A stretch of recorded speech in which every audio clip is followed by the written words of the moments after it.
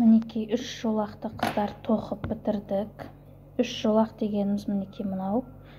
Яғни бір қатар столбики без накида тоқимыз әрбір петляға. Одан кейін сол тоқыған столбики без накида сол столбикті әрқайсысын айналдырып өзіне тоқып шығамыз. Сол кезде осындай бір орам шығады.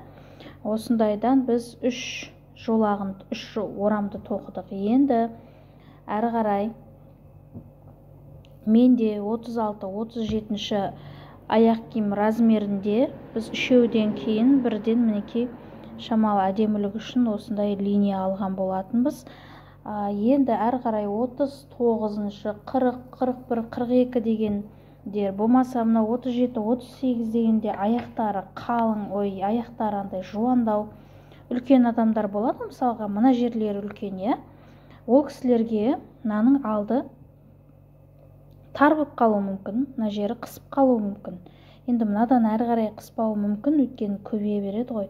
Бірақ мына жерлері қысып қалуы мүмкін. Сол үшін бізде мына жерде 3 жолақ болса, 3 орам яғни, келесі мысалға 39-дан жоғары қарай тоқитын қыздар, егер де сіздер осы тура жібек жіппен тоқитын болсаңыздар, 39-дан 40-тан жоғары қарай мынандай 3 жолақ емес 4 жолақ тоқисыздар, яғни тағы да біреуін қосамыз осындай жолақтың.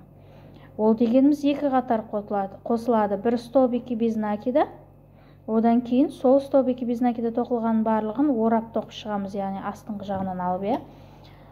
Тура осылай 4-еуін тоқығаннан кейін ғана біз мына жолаққа көшеміз. Егер де 39-40 размердің аяғы арығадан болса, өзінің аяғы арық болатын болса, мынау 3 орамға сиятын болса, онда осы 3-еумен аяқтаймыз.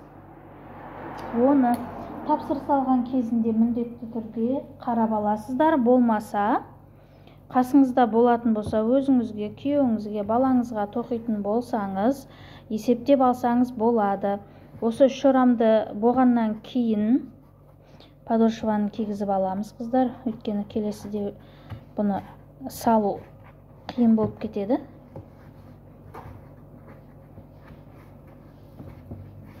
Өзі подошваны кигізгеннен кейін мына орамдарда көтеріліп, өзінің қалпына түсе қояды.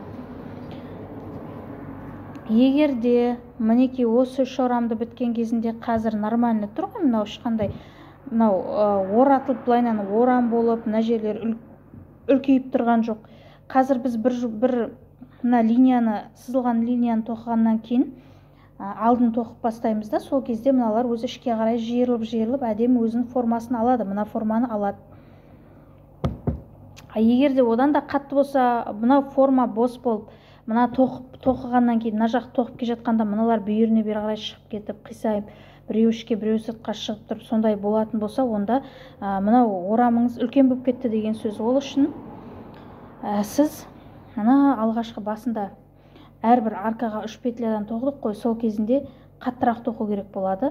Қатты қысып, одан кейін жаймендеп, қатты қыспай, егер де 1,75 күрчек болса, бос өзіңіздің қолыңызбен қатты қыспай тоқи берсеңіз болады.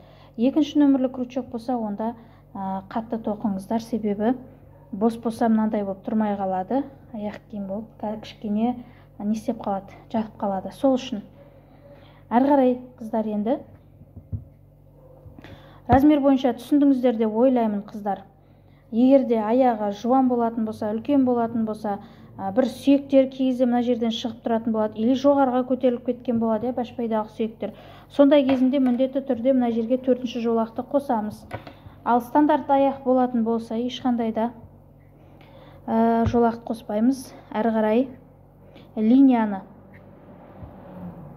тоқимыз. Ол үшін қараңыздар, линия қалай тоқылады. Бұл бізге сәндік үшін, мысалға мына жерде мына бірден жолақтан кейін басталып кетпей, кішкене бір линия болып тұрды. Алдында да, артында да, барлық жағында осындай линия болып тұр, әдемі болып. Сол үшін ғана керек. Оны тоқымасаңыздар да болады, тоқсаңыз да болады, өзіңіздің қалауыңызбен.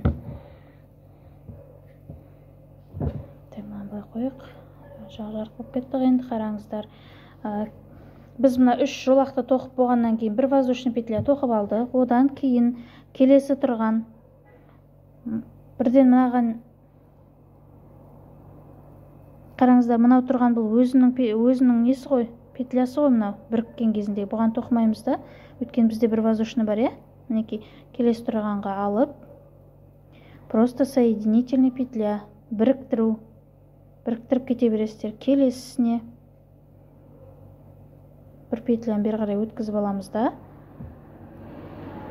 соединять етеміз, шығарып аламыз да, біріктіреміз. Яғни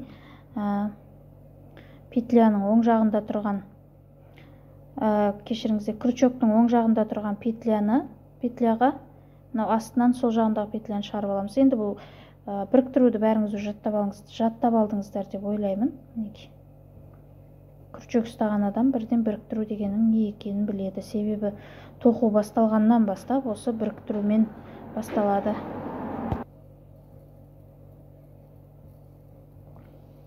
Әр петляны осылай шығарып аламыз да, екінші петляның ортасынан өткізіп, біріктіре береміз, соединять етеміз. Қыздар, осылайынан қатардың соңына дейін тоқисыздар өздеріңіз. Мінекей қараңыздар, бергі жағында осындай линия шығып жатыр. Ал біз тоқыған кезімізде мынау үстіндегі өзінің линиясымен тоқимыз да, сонда мына линия бізге просто қалады. Осылайынан қатардың соңына дейін қыздар тоқып келіңіздер, біріктіріп, одан кейін мана бір воздушный петля тоқыған едік қой, сол воздушный петляға біріктіреміз соңғы петляны. Сонымен бұл қатар бітеді.